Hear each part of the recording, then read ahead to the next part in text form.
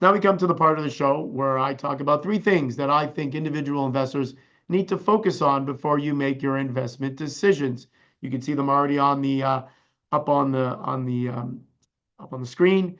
We have Trump announcements. Now that is pretty self-explanatory. Anything that comes out of the president's mouth over the last since he came into power, since he was elected, tends to move markets and move markets by quite a bit.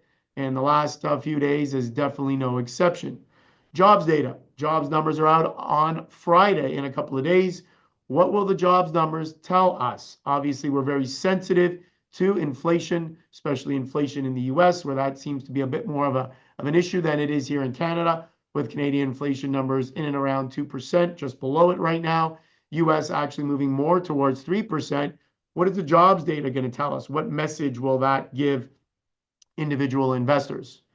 The third point, stock misses, understanding the reason behind the way a stock moves. Now that could be stock misses or even stock gains when stocks actually exceed expectations. Why is a stock moving? Everybody has to do their homework. There's no doubt about that. Sometimes the headline news or the headlines will say something positive, and yet the stock goes down. And sometimes the stock will say something negative, and the stock goes higher. This is all about understanding what's happening underneath the headlines and reading the fine print or reading more about what's happening. So I want to touch on that as well. So let's move on to the first topic, Trump announcements. And our first, chart tells the story most definitely, right? It shows the currency, our currency. There you have it. And you can see here on February the 2nd, our currency hit pretty much a low that we have not seen in a long, long time, in and around or just above 67 cents.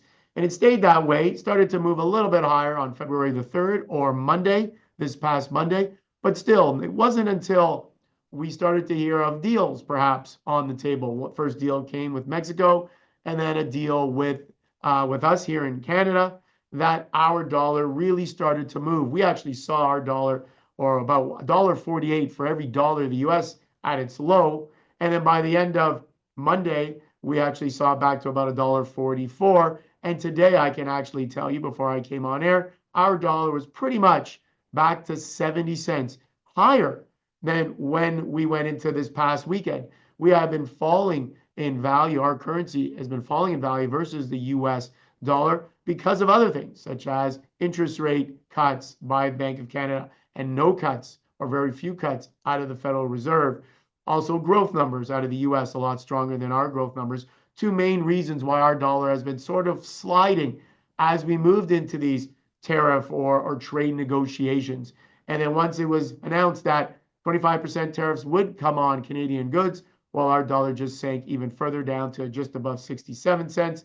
And as I said, has since moved back to 70 cents per versus the US dollar, and higher than where it was heading into this past weekend. So you can see how just by commentary out of the President Trump, it definitely moves markets. It definitely moved the currency market. Let's take a look at the S&P 500. The S&P 500, you can see here a pretty big dip on February the 3rd. Once again, that was when the talk that tariffs were coming the next day on the 4th, and that there was nothing, according to the president, that Canada could do. We were going to have 25% tariffs on our goods, and the president made very clear that there was nothing we could do. And then, lo and behold, negotiations, a couple of phone calls, and we get a reprieve. We get, I guess, as I said recently, a stay of execution for another 30 days. And hopefully that day does not come. And as I said, negotiations can happen, and we can avoid tariffs on Canadian goods. So to me, that's really what can happen when the president talks about, mentions tariffs, mentions anything. It could be anything from interest rates should be going down to tariffs need to be levied. It could be talk about Canada. It could be, recently he talked about the Eurozone and how the U.S. has a pretty large deficit with the European countries, and that tariffs need to go on their goods as well. We saw how that affected the Eurozone pretty quickly as well. So it just seems like no matter who we are, no matter where you are in the world, if you're an investor, you need to be focusing on what is coming out of Washington and what is coming out of the Oval Office in particular.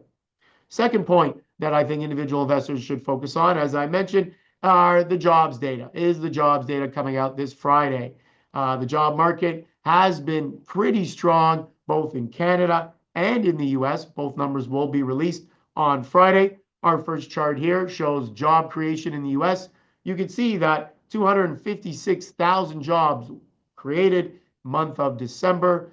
How did January fare? Well, expectations are for a number coming in less than 200,000. We'll see how that works out. Obviously, strong jobs data will lead to perhaps inflationary pressures, and that's not something that the Federal Reserve wants to see.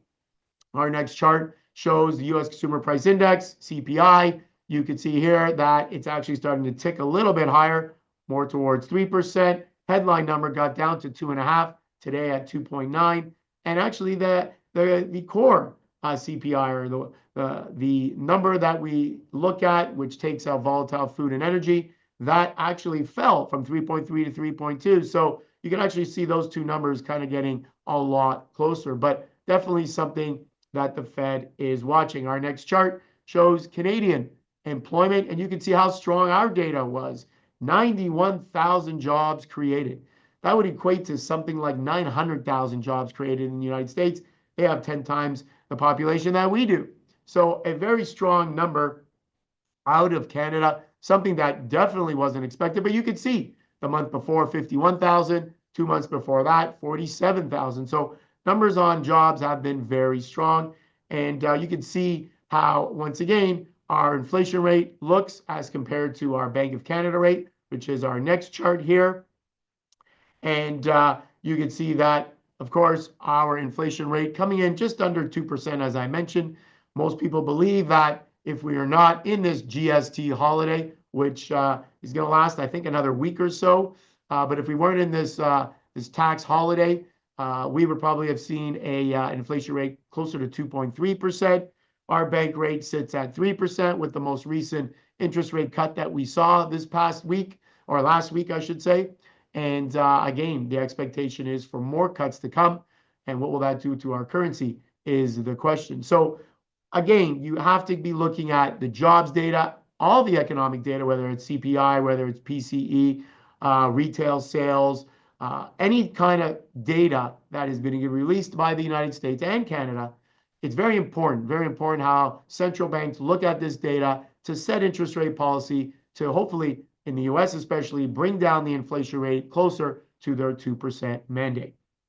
The third point that I want individual investors to focus on, as I mentioned, is this idea of understanding stocks and basically not just looking at the headline of the stock, but understanding what's going on underneath. Why is a stock moving higher after they report earnings?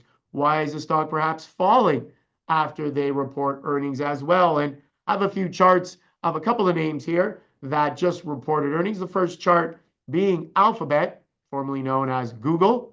And you can see that the stock has had a great run up into the earnings, but I can tell you that they reported earnings just yesterday. Stock was down 7%. And people are wondering, what has happened? Why is the stock down? Well, they beat on the bottom line on an earnings per share basis, but their top line revenues came in slightly soft. But many people will say, well, that's not a reason to see the stock fall as much as it did. Well, I can also tell you that if you delve into the numbers closer, you'll see that Google or Alphabet is spending a lot more money on AI. $75 billion they're going to be spending on AI. A lot more than what people anticipated. Most investors anticipated maybe 55, 60 billion. They're doing well above that. And lastly, even though they grew their cloud business by 30%, it was down from 35% that they grew their cloud business the last quarter. So some negativity there that the market focused on. But once again, if you were not looking into the data or the report that came out when they reported earnings, you wouldn't have known that as an individual investor. Another name, AMD, reported as well last night. Their numbers were fantastic. They made their top line number, revenue number, their EPS, earnings per share number. They actually had record revenues for the fourth quarter, record. So they never had revenues like this ever. Yet their stock was down, or as you can see, it's still down this morning about 10, 11%. Why is that? Well, their data centers, where their bread and butter, so to speak, is their AI business, their data center business was below expectations. It did not grow as much as people wanted to see it grow. And still, till this day, NVIDIA seems to be dominating in the AI space and doesn't seem like AMD can get a whole lot of traction there. There's talk that companies like Amazon are buying their chips. They like their chips. Their chips are effective, powerful, cheaper than NVIDIA chips, but just doesn't seem to gain the traction that individual investors want quick enough anyways. And we're seeing a decline in the stock actually today by 10% as I came on air. Another stock, Microsoft. Microsoft had great earnings, beat on the top and bottom line. You can see it here. You can see how Microsoft has been trading quite choppy, but their biggest problem was also cloud business, the Azure cloud space. 33% growth last quarter, this quarter 30% as well. Very similar to Google. So is this company specific, or was this really industry specific that we're seeing cloud business slow down? And Microsoft sold off on those numbers as well earlier this week. On the flip side, Tesla. We have a chart of Tesla here. Tesla has been really rolling since President Trump was elected, inauguration, and Elon Musk joined his team in Doge, I guess the government or part of the government looking for efficiencies to cut costs for the government. And but Tesla reported earnings. They actually missed on the top and bottom line. So you would have thought their stock would fall. No, it didn't. Stock of Tesla actually went higher on the earnings report. And why is that? Well, simply because the talk of robo taxis was front and center. And this idea of having a taxi pick you up with no one sitting inside, obviously a Tesla vehicle, picking you up and taking you to where you want to be, looks to be already happening in certain parts of the United States. But Tesla is making that a reality as well. And it's coming sooner rather than later. Apple is a company that, our last company that I wanted to highlight, again, talking about how, I guess, weak their performance was in China.